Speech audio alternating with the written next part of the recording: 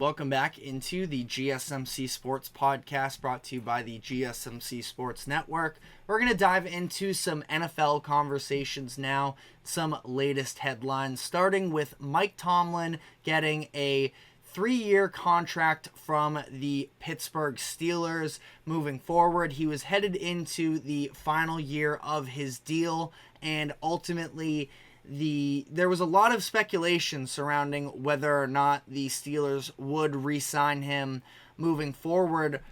Ultimately, I thought that Tomlin was going to remain a long-term piece of this Steelers franchise, but this did feel like it was shaping out to be a little bit of a prove-it year, where we haven't seen the Steelers win a playoff game since I believe it was 2016. I'll double check that on the fly here, but it has been, almost a decade since the last time the Steelers have won a playoff game.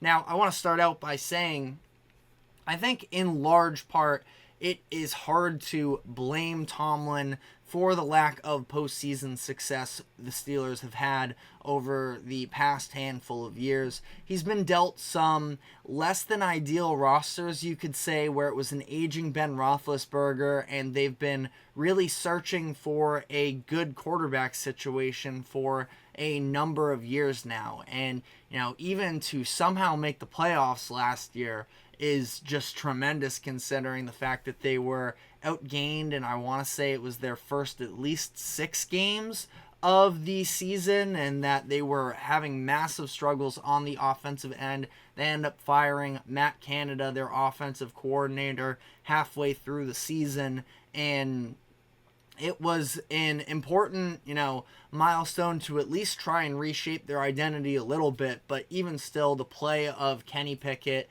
and down the stretch, the play of Kenny Pickett wasn't good enough. Now, there are differing opinions. I still feel like there were situations, considering the fact that Matt Canada was his offensive coordinator to start out the year, that the run game, in large part due to Canada and the predictability of his offense, was just never really a factor. But Kenny Pickett also just was not good enough. I will defend him a little bit for making the big plays in the big moments, and that's why they were able to stay afloat during that stretch. But ultimately, the organization felt like it wasn't enough to have faith in moving forward, which is why they went out and acquired both Russell Wilson and Justin Fields in the offseason. Now, feels like Wilson is going to be the week 1 starter. We'll see if that, stays to be the case throughout training camp and into the regular season. But ultimately, you would think that both Wilson and Fields should be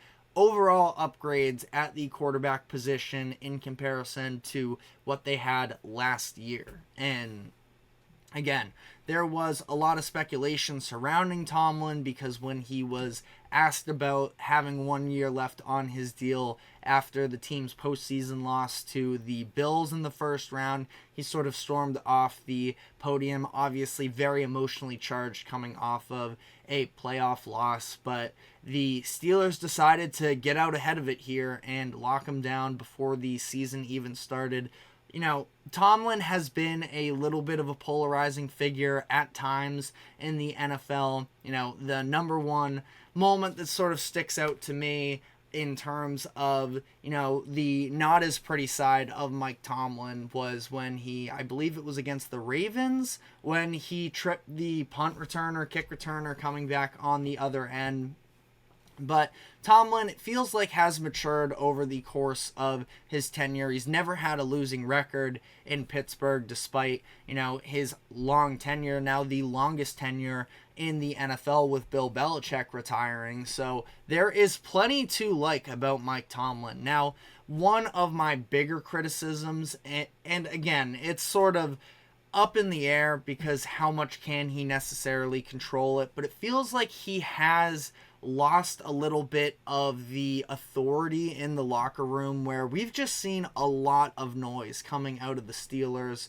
Obviously, the Antonio Brown saga throughout his time there, the Instagram lives and such, for whatever it's worth, Le'Veon Bell sitting out. Again, not trying to put all of this on him, but when you go back to last season, the situation surrounding George Pickens not blocking in the run game and Deontay Johnson not hustling to either to pick up on the loose fumble from, I believe it was Jaylen Warren at the time. It just feels like there's always this sort of distracting noise coming from the Steelers locker room. Now, ultimately, the Steelers win, and no, postseason success, again, hasn't necessarily been there in recent years, but ultimately, I do defend Tomlin for the most part that I don't know how many coaches would have been able to put together some, playoff runs with the cards he's been dealt. The Steelers are going to,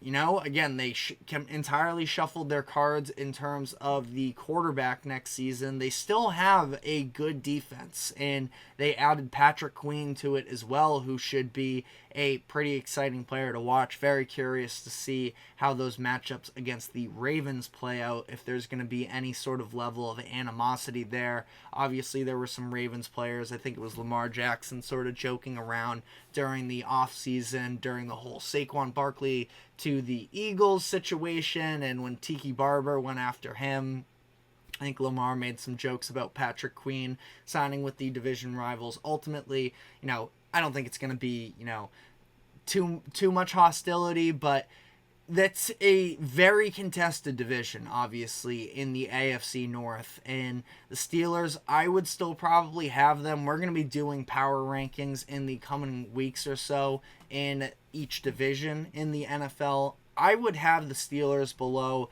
both the Ravens and the Bengals today.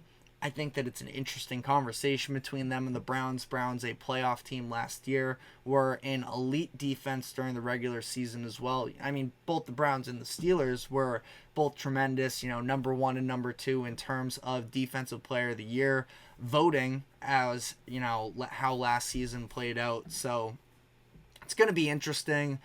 The Steelers are going to have a better offense this year. I still am very skeptical on Russell Wilson being a, top-end starter. I think that his days of even being in the conversation of being a top 10 quarterback in the league are past him.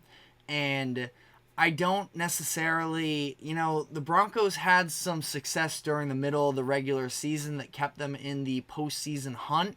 That sort of changed some people's opinions on Russell Wilson after overall a pretty bad stint in Denver. And I'm not saying that was all on him either, but I think that some of those wins in the middle of the year sort of tricked people into thinking that, oh, well, maybe Russell Wilson is capable of getting the job done. I'm not saying that he is a zero by any means at quarterback, but we were seeing, unprecedented number for turnover differential during that stint in the middle of the season, that it would have been really hard to lose those games. So, we'll see how this plays out. He's going to have a much better defense behind him now going from Denver to Pittsburgh. Ultimately, if those are the types of games that Russell Wilson just needs to win, of not making the mistakes, not having total stagnancy from an offensive perspective, 3 and out after 3 and out, then the Steelers can have some success this season. And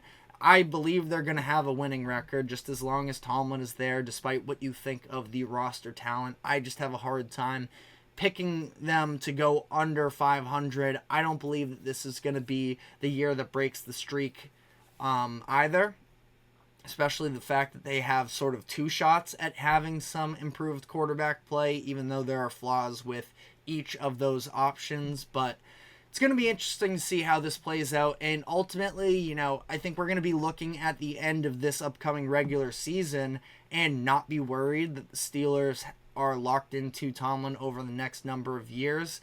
So it was a pretty safe move. Again, the timing of it surprised me a little bit. And, whether or not they did want to test the waters a little bit of what it could look like moving forward here as Tomlin gets farther and farther from having that postseason success. But ultimately, I have no real complaints with the Steelers going out and making this move. But let me know what your thoughts are in the comments section. We're going to be taking our final break of the show now, and when we come back on the other side, the other piece of NFL news that we have to dive into is Darren Waller announcing his retirement a little bit unexpectedly, so we will be diving into that. Stick with us. We will be right back.